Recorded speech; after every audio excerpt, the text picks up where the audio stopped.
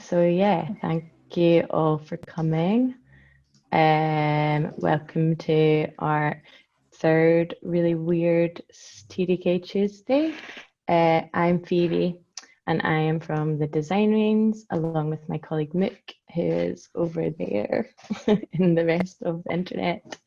And yes, if you don't know, we are an organisation which bridges the gap between design students and grads and the design industry.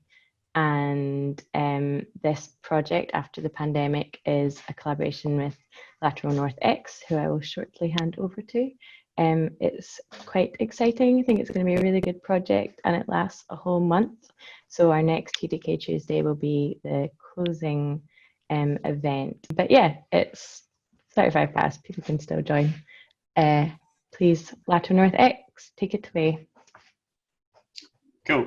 So thanks, Phoebe, and thank you to everyone who is here this evening to listen to us and to find out about the project that we've been undertaking over the last month or so.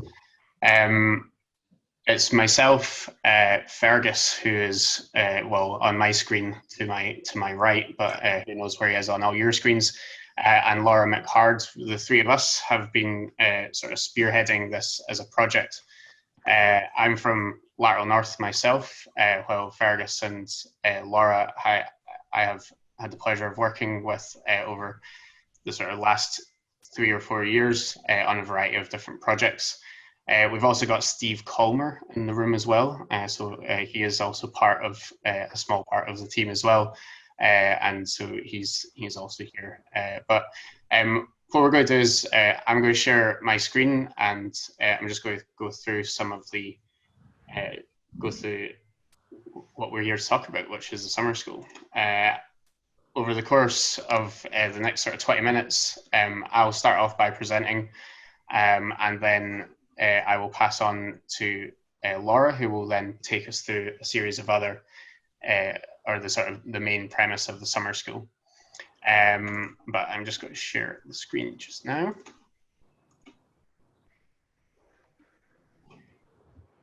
So can everyone see that? Is that okay? Yeah, we've got a thumbs up from Phoebe, so I'm going to say that's cool. So over the course of the next 20 minutes, what we'll talk about is after the pandemic, a Glasgow response to COVID-19. So we're going to talk about how that came about, what the project is as a whole, and what we've been doing. As a result of sort of conversations and with different people over the last 3 weeks, we have started to create a series of responses, which have focused on a variety of different things. And I'm just going to go briefly through some of what those have been. Before we'll then talk about the LNX and the Design Weans, how we came together, how we have collaborated so far, and what we're hoping the summer school will allow us to do. After that, we will then sort of delve into the design briefs that we've put together, which we're hoping that some of you or a lot of you will be interested in responding to, and what we're expecting the summer school timetable to look like. So myself, Fergus and Laura first met each other in a pub in 2015, and this was when a year after we'd started off Lateral North straight out of university, we were commissioned to do the Venice Biennale in 2016. So this is the exhibition, which was called Prospect North, and it was in Venice for the summer before it moved to around Scotland and also to Iceland. We're an architecture research and design company primarily, and a lot of our work is community based. So the project sort of focused on how different communities were responding to different things throughout Scotland, and how they actually were beginning to look as Scotland within the Nordic countries. So you can see a big polar bear head. That big polar bear head had a virtual reality experience that which was effectively which Laura and Fergus led on, and their companies, Solus and Sublime, two sister companies, they focus on augmented and virtual reality and developing that alongside different projects or for different projects. Now, our team, so I'm the one that's to the left of that famous woman, and Fergus is the one to the right. Fergus has been annoyed because I've cropped him out of this image before, so now I'm very much leaving it in. But we managed to get Nicola Sturgeon to put one of the polar bear heads on in 2016, but this is just our way of trying to, show you who it is that's part of the team. Laura was unfortunately not in Iceland with us at that point, which I know she's very angry about. But we started off, I guess, much like the rest of you, when lockdown happened, we were all confined to our homes, and so the conversation between myself, Fergus, and Laura really focused on like a series of questions that were just like, what the hell is going on? How long will lockdown be? And then we started to sort of think creatively about like, what has history taught us about previous pandemics, and how have the pandemics changed the cityscape and different things. And what can we change now? What can we do to respond creatively to the pandemic, to the challenge that we're experiencing right now? What can we change over the next year? And the question that's not the sort of bigger question is then, how can we adapt to this challenge and also address other things at the same time, such as climate change? But ultimately, I think what we were really asking was, how can we make a difference as like three individuals? How are we going to go about doing that? And so, much like the rest of you, we were stuck in one very specific place.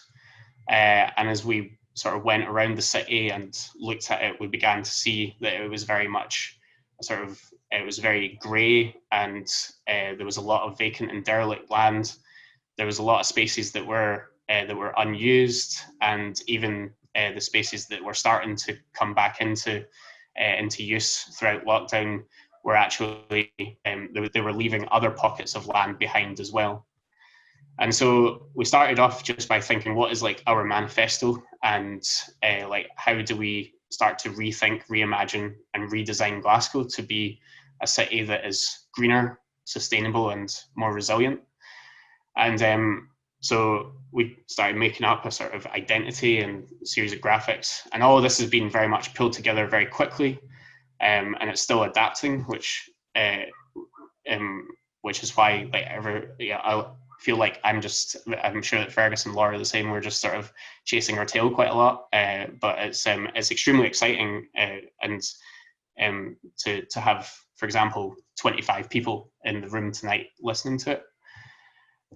But the manifesto that we developed focused on how we don't want to return to the comforts and efficiencies of life as it once was, but instead like create something that's new and different and better. And that sort of phrase of build back better is something that's been leading us throughout this project.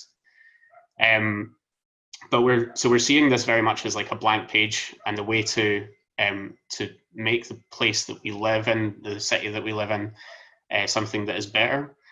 And so what we're really asking for is we're asking other curious, compelled, and inventive Glaswegians to get involved in the project, which is why it's been so exciting for us to connect with Design Weans and the rest of you. And we're hoping that this crisis is a crossroads for change, and that change can then lead to something that's really creative and really different and better. So how can and should Glasgow change is the sort of main question that we're asking. And we've began to I think one of the first things that we seen throughout Europe was people and cities and communities just having these really good and innovative ideas. And some of them are really simple. They're ideas that have been with us for the last 10, 20, 30, 40 years. But like, for example, Lithuania is proposing to turn 18 squares into an open air cafe so that it effectively pedestrianizes the entire city centre. Other people are mapping cities and reclaiming different parts of the street. We've got throughout Europe, there's places that are opening up, sort of drive-in concerts or drive-in cinemas. So again, that's like another thing that we're thinking of. How can we do something quite similar in Glasgow, maybe? And then in the main one that was put forward was Milan and its approach, and effectively because it was such an epicenter of the pandemic in Italy, it immediately turned around and said we're going to just reduce car use as much as possible within the city, and sort of introduce a much better cycling infrastructure. Paris has had a really interesting approach to it as well, and they've actually said, like, how can we turn the city into a 15-minute city, so that no matter where you are in Paris, you can be within 15-minute walk of everything that you need. So that's like your food, your restaurants, your healthcare, your doctors, so on and so forth. And in Glasgow, we have started to see small changes. So this is a photo of Kelvin Way, which has been really nice to walk up, but also like really disconcerting that you're walking up the middle of a street with no cars and no cars even in the parking spaces either. And we've also got along the Clyde, there's the cycle track that's been put in.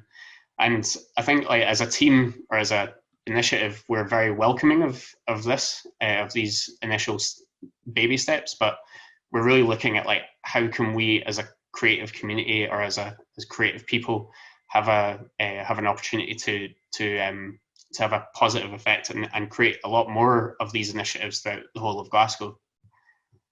And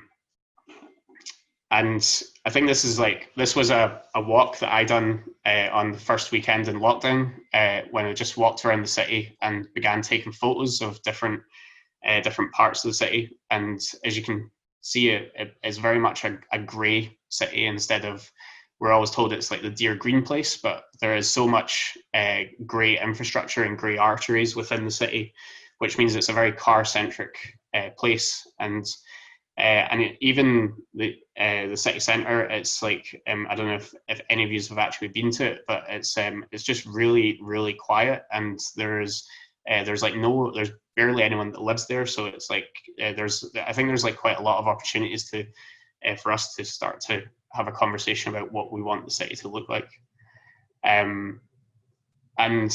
But I think, like, we wanted to focus on one particular theme, and because we couldn't really tackle everything at once. So the theme that we started off looking at having a creative response to, was the amount of vacant and derelict land that's in Glasgow. So this is down near Partick, or on the riverfront, and it is just this space is actually about the same size as Glasgow Green, and it's just completely vacant. There's no plans for it to change. So, like, that is one example. But we began to walk through the city, you can begin to see that there is a lot more examples of it in places that you don't really expect either. So this is in Victoria Park, which is always billed as the most beautiful park, which it is, but there is a huge swathe of land that is completely vacant as well. And then on these journeys, we began to see, like, people and how they had started to look at this 2-meter rule and to maintain social distancing. But if people live in a flat, how do they then, get access to outdoor spaces? So this was just a photo I took in Whiteinch as well. And so we started to try and, like, figure out how do we represent this graphically. And so within Glasgow, there is 1,110 hectares of vacant land, and that was the statistic in 2017. So for a comparison, all of the parks within Glasgow are 1,277 hectares. So if we converted every single patch of vacant and derelict land, and that's only the stuff that's designated that, then we would effectively have like double the amount of park space that we currently have. And so we were struggling to, like, figure out how much that actually is. So we started making up sort of small graphics for this as well. So if you look at the size of George Square, then you would be able to fit 957 George Squares within all of these vacant and derelict lands. you'll be able to take 95 Hampden Parks, and this is including both Hampden Park and Lesser Hampden, where Queen's Park play.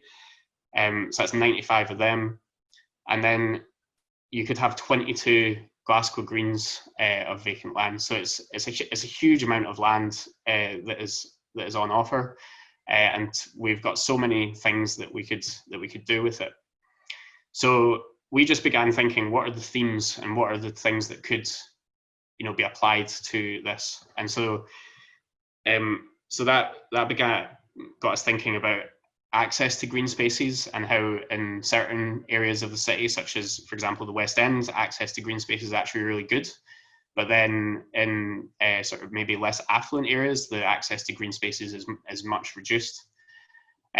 We started thinking about local sustainability and how there is an opportunity for us to use this challenge or the pandemic to really become a much more locally focused place. And that ties in with growing and how in Glasgow we have so little growing space. While if you look at and this is another project that we're going to come onto in like Havana, there's like 65% of their produce is made within the city itself for the people. So there's like all these opportunities around growing, and but there's also, I guess, like the individual in the city as well, and how each person can have a huge influence on that process. We've talked about active corridors such as cycle routes, but how these could actually be turned into green corridors would be something as well that we're really interested in. And also zero, like a sort of energy, looking at renewable energies. Is there a way that we can actually start to even use some of this vacant and derelict land for example, for solar panels or for a variety of other different renewable technologies? And then I guess, like, because we're from an architecture background, we started thinking about housing in communities, and how, for example, even within tenement blocks, you've got the back gardens that all of a sudden people have started to take an interest in. And I can tell you this from personal experience, because we've been as a block, we've converted the back garden and made it a lot nicer so that there's actually people using it for once. But that, I guess we're also interested in how over the course of the next few years, is there a way that we can influence what type of housing goes in? Does housing change, that people start to move back into the city centre? If, like, for example, a lot of offices no longer want to work from an office space and instead start working from home. So could we repurpose some of these offices as housing? And then we've started to think also about healthcare and like, because health and well-being has become such a huge factor of this, and it's like something that is really really important. So like access to green spaces and access to nature is something that that is now seen as an opportunity to help with healthcare. We've also thought about, I guess the last three themes are things that have became quite apparent over through conversations that we've had over the last week or 2 weeks. So like equality, and how there is certain groups of people who are being adversely affected by this, is something that again, I think we should be looking at as part of this project and as part of making Glasgow a better place. But also education as well. How do we as creative people engage with primary, secondary schools, but also higher education, to like create new spaces for us to thrive and learn? And also, how do we integrate arts and culture and heritage, so that there's opportunities for us to continue to have these experiences throughout the next year or 2 years, as we go through this process.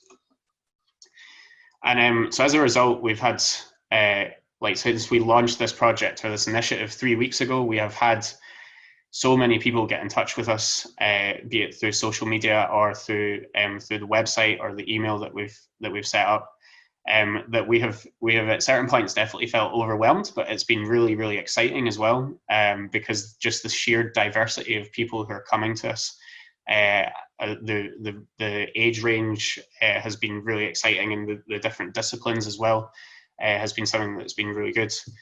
And as a result, what we've started to do, and this is just a sort of flavour for you of some of the projects that we've started to develop.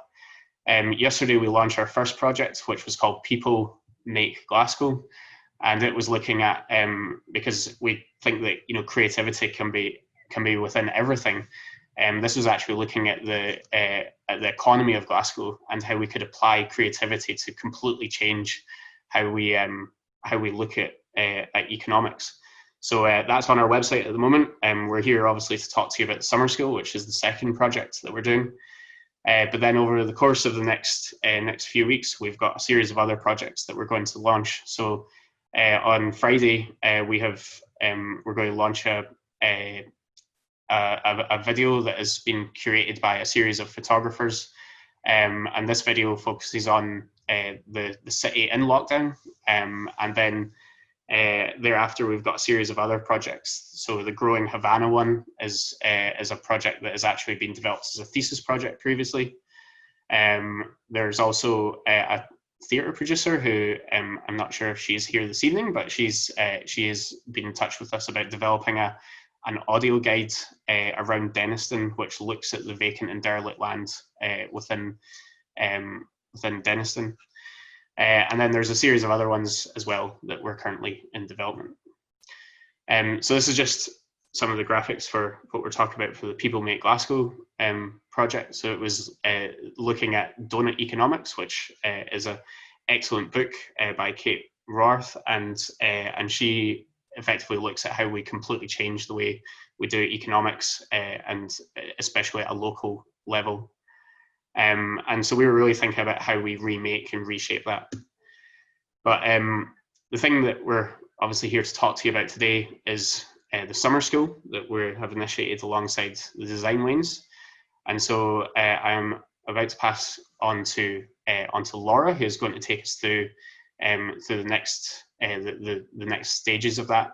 But what we're really here to tell you about is what is the summer school, and how have we collaborated alongside Design Weans to develop some of the ideas behind it, and I guess like what is in it for you, everyone that is here today.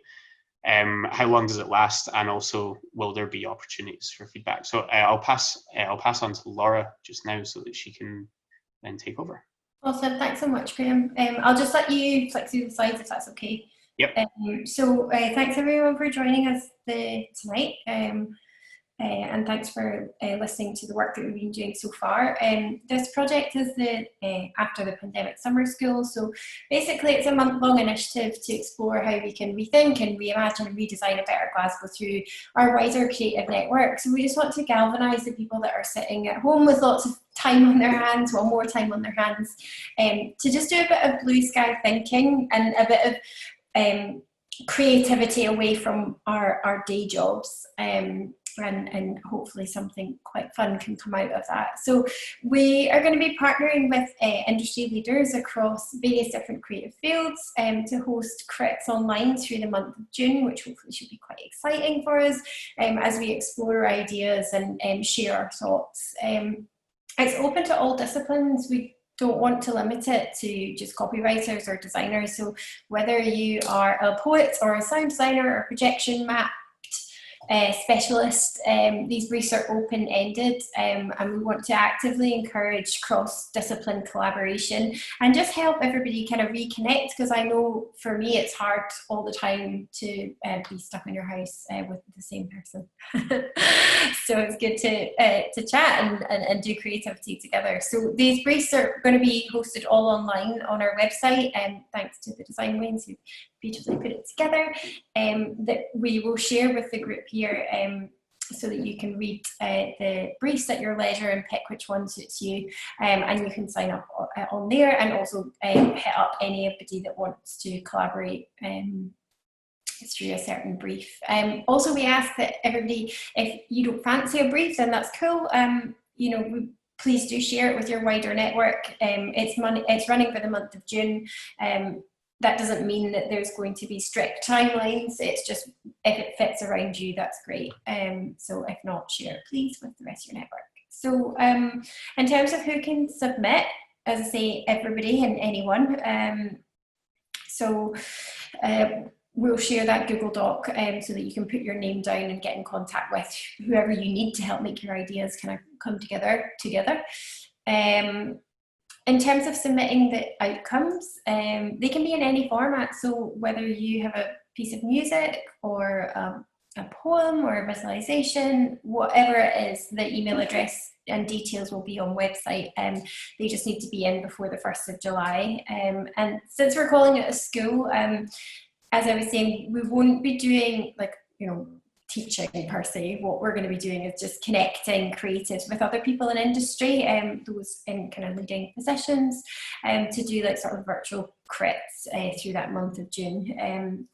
We'll be launching that over the next couple of days as we get them secured, which is super exciting. And then we're not treating this as a competition. Basically, this is about content that we can push out to the wider Glasgow community and show how creativity can really solve what are really big problems and engage people that perhaps wouldn't necessarily be engaged with this sort of subject matter. So it's just about outside the box thinking and kind of making a stand as creatives and practitioners. So I'm going to talk you through the briefs now, if that's okay. And Fergus and Graham, feel free to chip in on anything that I might have missed. So there's 10 briefs in total. The first one, they're very loose briefs, and that's intentional. What we want to do is keep it quite open-ended so that you're not kind of stuck in a box. So the first one's called Second Wave. So we know that as the lockdown kind of relaxes, the media right now is currently awash with all these quite scary warnings of a deadly second wave as we head into these colder months. So if, like the Spanish influenza and the H1N1 epidemic of 2009-2010, if we do get forced into another lockdown, what sort of initiatives or product designs that we can implement to make isolation over the winter months become more bearable? Because I don't know about you guys, but for me, the sunshine has been one of the only things that has kept me going in this really quite difficult time. So I think that's quite an interesting challenge to come at. Again, these are really open-ended. This could be product design, it could be a new platform for digital connection, who knows, like let's just blue sky it. Second slide please, Graham. So this one here is very much a spin on the People Make Glasgow, so let's make Glasgow better. As Graham has told you and talked you through, Glasgow has a wealth of social problems. You can see it hopefully in some of our imagery, the stark contrast between spatial inequality and derelict and vacant land across the city. How can we shed light and confront these issues and improve our city for the future? So there's three sort of sub-briefs in this topic. The first one being our lovely venues that we all miss and love. For example, the Hydro. They're not going to be used for a while, unfortunately. They've all been closed thanks to the pandemic, and we don't really know how long they're going to be closed for. So how can we repurpose these spaces to improve equality across Glasgow? The second brief here is about spatial inequality and moving towards spatial equality. So some people have been lucky enough to have gardens in Glasgow. I don't know about you guys, but I've been literally on Rightmove looking at how much a main door flat is with a garden because I'm so fed up of being on the second floor. But anyway, some people live in one bedroom flats. Some people don't even have shared gardens. So how can we demonstrate the effect of spatial inequality in lockdown, be it through visuals or posters or what have you? And then the third brief within there is that COVID-19 has a disproportionate effect on Asian minority ethnicities. So we basically have seen across poor communities worldwide. And in parallel, there's race riots that are currently sweeping across America. So how can we reimagine Glasgow and include intersectionality? And interestingly, our streets in Glasgow are named after those who have been profited off this, slave trade. So what can we do to highlight and confront this and improve this? There's some related links in there that we can share too. And then the third one, so this one here is about no vacancies. So again, we're chatted about this idea of derelict land within Scotland, and how can we reactivate these lands through creative initiatives. So the first one here has got a mental health spin on it, so it's messages for the mind. So how can we activate vacant land with visual statements that can deliver pro-mental health messaging that's specific to the pandemic without being alarming, trite, or patronising. This one for me is like one of my favourite briefs, to be honest. Secondly, the prominent and vacant land, for example, underneath the Kingston Bridge, which is just like no man's land. How can we create a agate prop, so basically propaganda intervention to activate change through powerful messaging and design? And thirdly, we know that the quantifiable space that's lying empty is over like a whopping 1,000 hectares, which is just insane. To quantify that, that's 957 George Squares, 95 Hampden Parks, or 22 Glasgow Greens. You know, for a city that's named the Deer Green Place, it feels quite shocking. But anyway, how can we create illustrations or a piece of motion design that helps contextualize this spatial inequality? And then thirdly, the fourth slide, please, Graham. So G is for green. So Deer Green Place is what our city is known for. How can we reimagine what's essentially an industrial city and turn it into our ideal green city? What would it look like? Should we turn Glasgow's green spaces into a forest, for example? So there is the National Park City initiative, which I encourage you guys to read up about. It's all about greener, healthier, wilder and more fairer places to live. London's been awarded one, interestingly. So what would we do if we turned Glasgow into a national park? How could we create a marketing campaign that would raise awareness of this initiative and inspire people to get involved? And then the second brief within this subject is that we, Glasgow's biodiversity isn't restricted to our lovely grey pigeons and the occasional urban fox. We've got a vast range from water voles to bats to falcons and a host of loads of lovely other creatures. And what's more, our flora and fauna is equally diverse. So there's an opportunity there creatively to take a stand for the fact that all of these beautiful natural things are under threat from urbanisation. How can we reverse this trend and protect our biodiverse community? There's some really interesting examples here, like the giving citizenships to bees, which is a really nice reference for you guys to get your creative juices going. Next slide, please, Graham. And then finally, before we go into the wider brief, the social distancing is the new normal. I mean, I'm fed up hearing that phrase, but it's good to fit in there. We know that these lockdowns, as they ease, social distancing is here to stay. It remains a crucial strategy for the control of the virus. So how can we make it easier for all of us? So the brief one in this topic is about product design. So how can we brand a product that will meet some of the challenges for ongoing social distancing? And then the second brief, which is a really interesting one. I don't know about you guys, but that really awkward sort of walking down the pavement, oh, I can't quite walk beside you, but I have to move to the other side of the road, weird thing that's going on right now.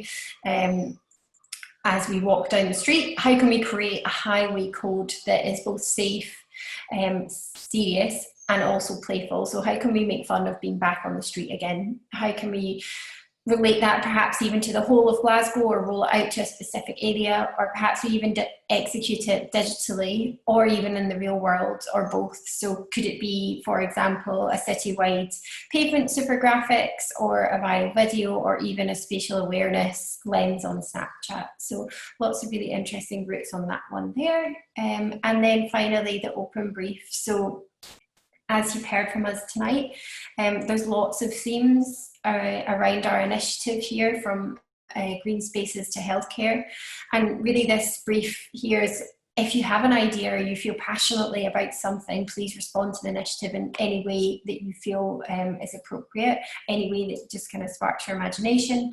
We just want to get as much content really, and just get as much people being creative and excited by the possibilities of change in our city. It could be something physical, it could be something digital. We're really not precious. It might focus on the lockdowns, or perhaps even dreams of the future of what you would like to see in your cityscape, or just even in your life for lockdown version 2.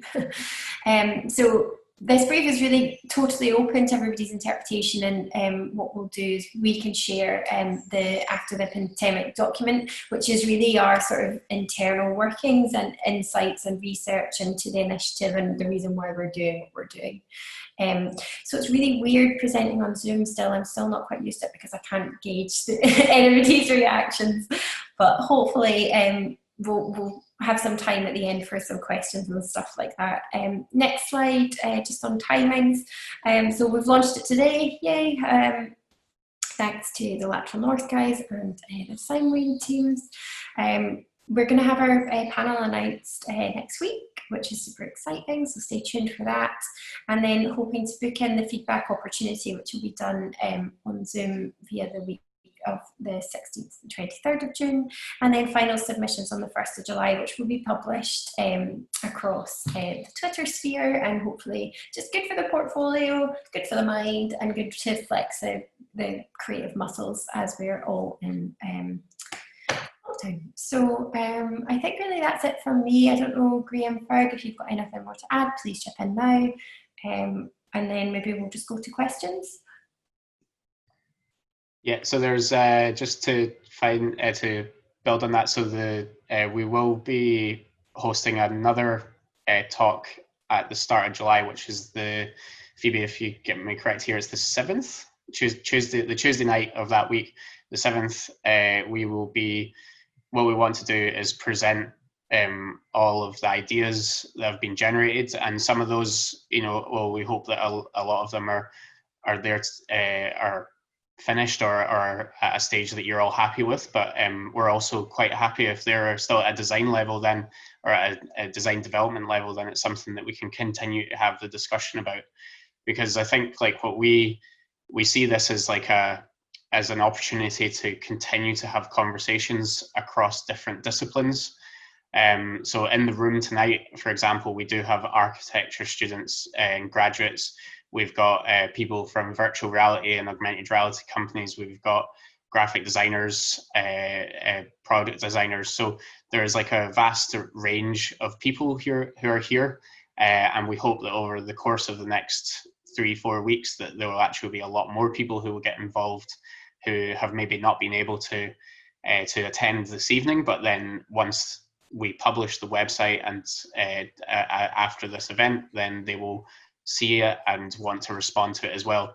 So we want to continue to have that conversation, and that we're seeing the 7th of July as a chance to present some of the ideas, and we would hope that at that stage we'll also be able to engage people from a cross range of society, whether that be the council or creative industries as well. But we want to try and also include sort of just general, normal, everyday people who can respond to these ideas as well. So that'll be something that we're aiming for as a sort of bigger event at the start of July. So just because Fergus is a quick one from me as well. Obviously, the briefs have come from ourselves and Design Weans, so there's lots of kind of buttressing thought around them that you're more than welcome to ask us about, and that overwhelmingly want you to kind of respond as your juices allow, right, or as your proclivities tend. But the one thing for me, I think, is that the pandemic's obviously very earnest and very serious and very kind of it's bleak. So I really want to encourage kind of responses that are a bit daft. So I'm really keen to see somebody. There's obvious ways of approaching them as they're written, but the kind of left field, in the truly Glaswegian sense, quite wide responses to a lot of these things, trying to inject some humour into them and to sort of be quite aggressive or bam people up. I think if there's a way of responding to these and responding to the event with a good bit of side eye, then it'd be really cool to see that. And in terms of the what's in it for you, our intention is to publish everything we get on certainly on the LNX site with some very, very light editorial control, but I can't imagine what that would look like until we see it. So and we will point at all of you, and you'll point at us, and we're pretty sure that the design panel we're putting together is going to give you some excellent feedback. So come to us with anything else, be as bold and as wide as you want, and we're looking forward to seeing what we get. Yeah, and then I just wanted to sort of end with a little sneak peek of the final site. Yay, so it does exist. Awesome. So I guess any questions from the audience? Yeah, just unmute yourself if you'd like to ask a question. I can't see any hands, or pop your hand up or anything. Silent. Thank you so much to the After the Pandemic guys. It's such an exciting project to be a part of, and me and Mook are really excited to see what happens. We also wanted to give a big shout out to Hannah Giblet, who did most of the design for basically all of the design for this amazing website and the briefs. She's been an absolute superstar. So yeah, if she puts her name down for collaborating, then shotgun her quickly because she's great. But yeah, you can on the website. Laura, if you could just click on the big After the Pandemic Summer School logo. Yeah, so we've got a Google form here, which currently has me and Mook on it. But feel free to pop your name down there and write your specialism and your contact details, a preferred brief as well if you want. And then you can either wait for someone to get in contact with you, or if you see someone there who you want to get in contact, then go for it. We're really keen to have people to use this as an opportunity to collaborate with people that you might not. So yeah, share it to your musician friends, anyone who's got creative brain. Feel free to get involved. As everyone's mentioned, it's totally free for all. Is that the right phrase? I said it. But yeah, so yeah, if anyone does have any questions, go for it. Let's go over the website a bit. I think if you go up info on the just on the far left underneath After the Pandemic Summer School. Hey. Sorry, my actual Zoom screens were like covering the buttons. I had to move all your faces out the way to actually press it. So there you go. Which one? Which one was it? Can I come Phoebe? Which one? Sorry. Yeah, so you can. No, that's cool. So you can download the PDF for the brief, or just view it online as well. Yeah, I think the options are there. Yep, and we will pop this onto YouTube afterwards, edit it a wee bit, and you can watch the Zoom chat there as well. So if you've missed this, or you want to re-go over things, or send it to someone, then that's all there. Otherwise, thank you so much to the amazing After the Pandemic team. Thanks Laura and Graham and Fergus. This is so exciting, really great project, and your guys' like passion and enthusiasm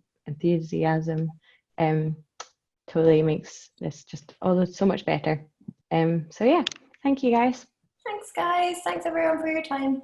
Yeah, thank See you. you soon. Thanks very much, guys. See you there. Bye.